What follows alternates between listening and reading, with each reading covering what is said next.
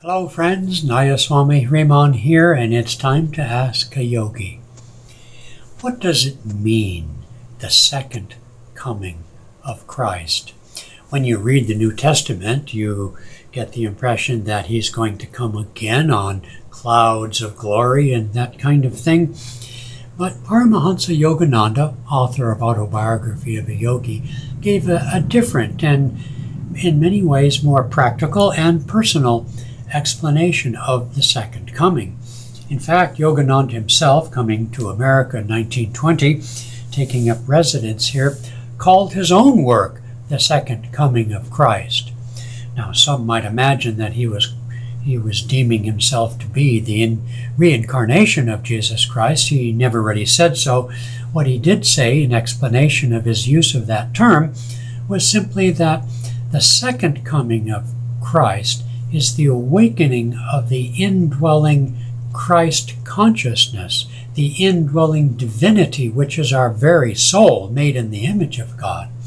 The first coming of Christ is in the form of the Guru, of that divine incarnation sent by God into every age, as it says in the Bhagavad Gita, for the upliftment of souls.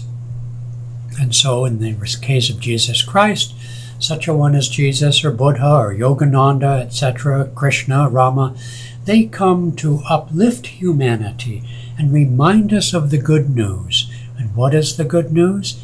That we are made in the image of God, that we are souls. We are souls incorporeal in a body temporarily, and that to achieve that immortality, which is our soul, is something by which we remove our identification with the body and the world around us to that immortal self within us. The kingdom of heaven, Jesus said, is within you.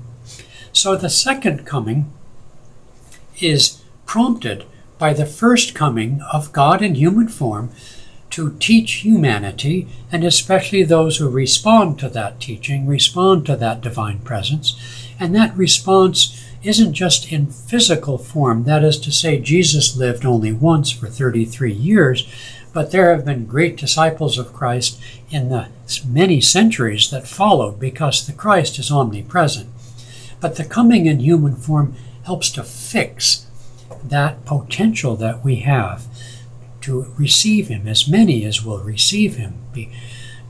Does he give the power to become the sons of God? So the second coming comes as a result of the first coming of God in the form of the Guru to reawaken our latent memory of our true divine self. And then the second coming is that of the Holy Spirit, which helps to nurture within ourselves that Christ consciousness through self-effort and the attunement to the Guru and to the Spirit, by which the combination of our effort and divine grace will lift us towards salvation.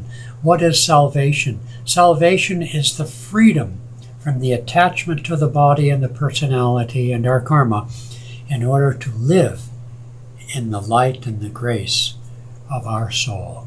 This is the second coming of Christ. So this Christmas, when we think of images of the manger, of the lowly child, think of that Christ babe, that child, that infant being born in your heart in the dark night of meditation, in the silent night of the silent holy night of meditation, is this infant light born in our hearts. This is what we want to nurture and grow to adulthood, so that we too can be a Christ.